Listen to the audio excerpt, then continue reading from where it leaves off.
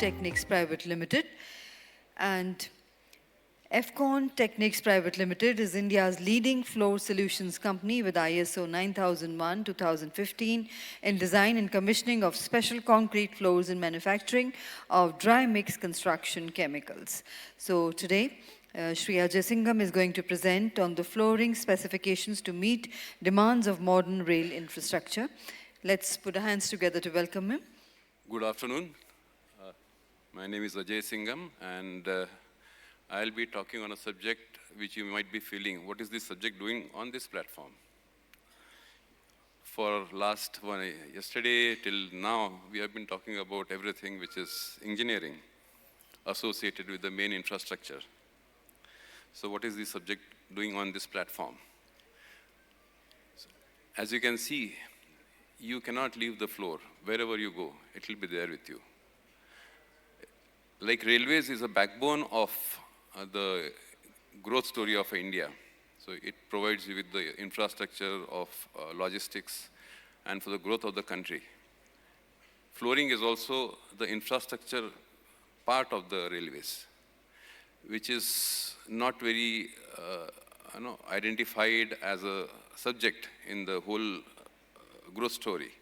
So here I am trying to bring across the flooring subject across to you, all the stakeholders who are part of the front end as well as the back end. So we have been in this business for last 3 decades, and we have 2-3 verticals to say. Primarily, we have a design and engineering division where we design and engineer the floors, pavements, and then we have the project division, which is an ISO company in design and execution. And we have a products manufacturing company near Mumbai as well as in Vadodara. And lastly, we also cater to the decorative segment of the floor. So most of the corporate offices or institutional buildings or even the railways and airports can be a very good area where this can be implemented. So I'm bringing across all those elements on this presentation. Rockland is part of a RCR Industrial Flooring Group, which is based out of, headquartered in Germany and presence across the globe. In Asia, this is the only place where we have this manufacturing facility. And we are supplying across India as well as exporting to nearby countries. And the specialization is in the cementitious products as well as into the metallic systems, which is used for the protection of the floors. And Decocon is into the division of the decoratives.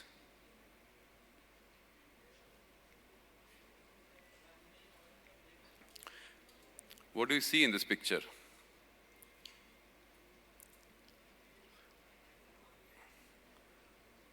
The first thing that crosses your mind is the train, because that is what you're there for, to catch the train. But if you see the frame, you will see the basic frame structure and then the floor, which constitutes almost about 40% of the frame. But how much stress are we laying on this subject? And this is the only element within the structure, the basic infrastructure, which is used, abused. And it also affects the performance or the efficiency of all the movement that is going to happen on these platforms. This is a picture of a European Madrid station. So what are the expectations from a floor? Economical is always the first thing that comes to your mind. Then you need is robust.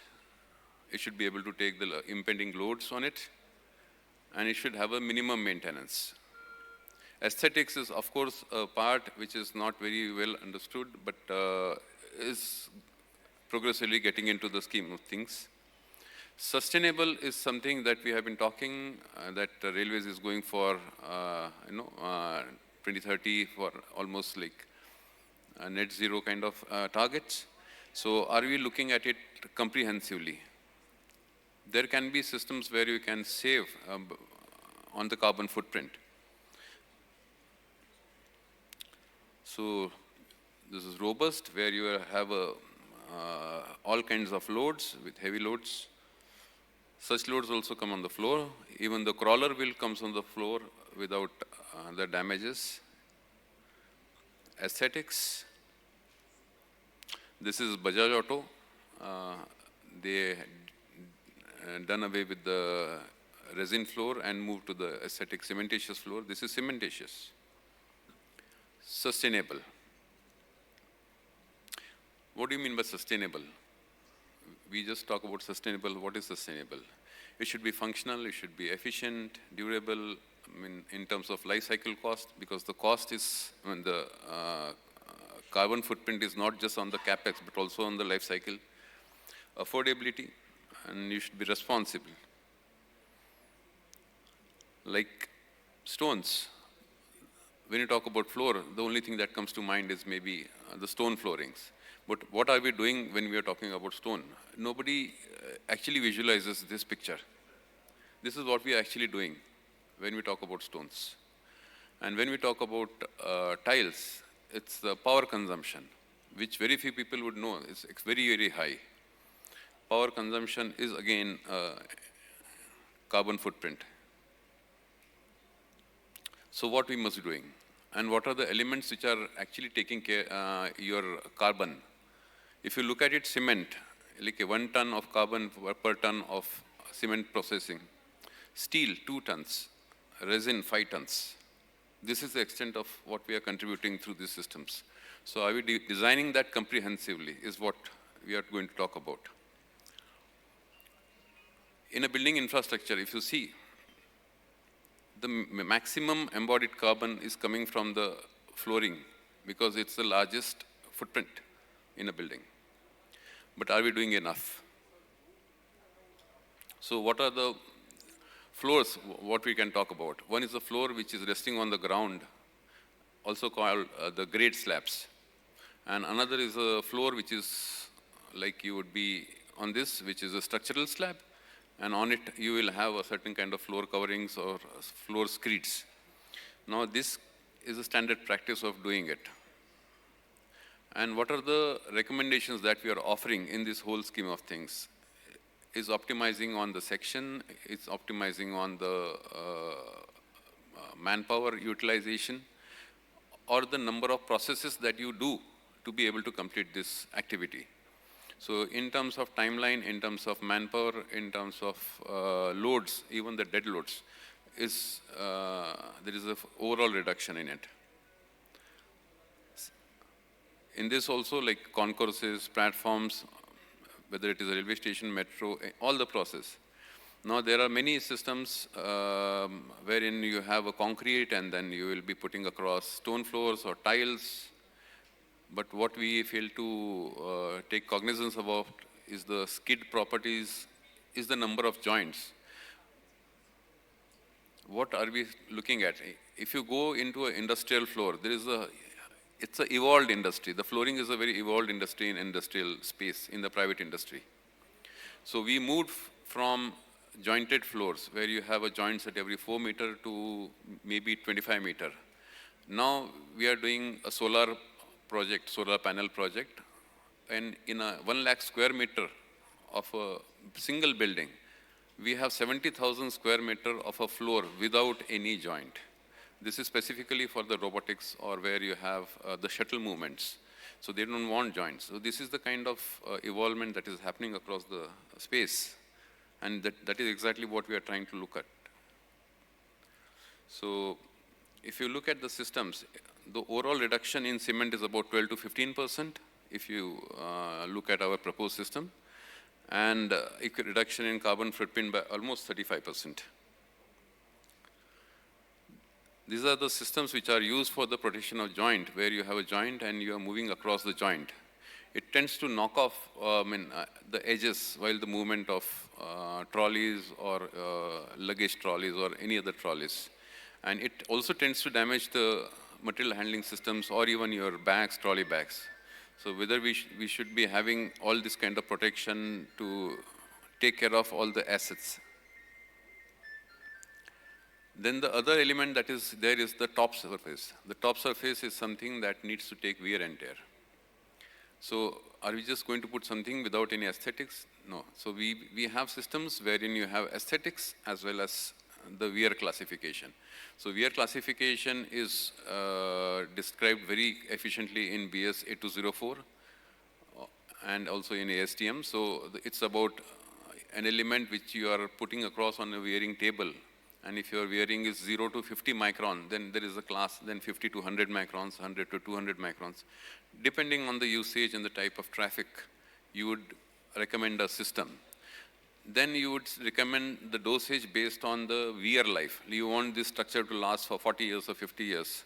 You would want the layer to be at least 5 millimeter or 10 millimeter thickness. So the wearing that can happen over this long span is still not going to expose your basic concrete. So those kind of systems are also defined on the DIN standards. So in a single go, you are able to get a floor along with the concrete in aesthetics, the wear life, the edge protection, without having to do another layer of screed and then put across a tile or a stone, and then go about maintaining it. And then you have systems in case there is a localized damages, wherein you have a fast repair system without breaking down on your movements. You can actually make the area open within a couple of hours for the traffic. This is how it is placed in the element. If you look at the proposed system, even the capex is not high. Capex is also, you are saving about 5%. Life cycle, there is a huge saving. Project time by almost 50%. Like I said, like solar project, what we are doing, every day we are pouring 1,200 square meter a day. Okay, that's the kind of, and internationally in US, it's about 5,000 square meter a day. Europe is around 2,000, 2,500 square meter a day. So that's the kind of output we are talking about. So what we are talking about is in the whole specifications, like forming a jointless panel. You just try and visualize. You just walk out and you see a number of tiles. All the joints are turned black. And then you try and visualize that there are no joints. That narrow confines of an alley would look suddenly bigger. The moment you make things seamless or with less joints, it has a different aesthetics to it, besides the obvious advantages of performances. And secondly, if you look at it, the kind of reinforcement that we are putting in terms of kgs, we would be putting something like 40 or 50 kg per cubic meter.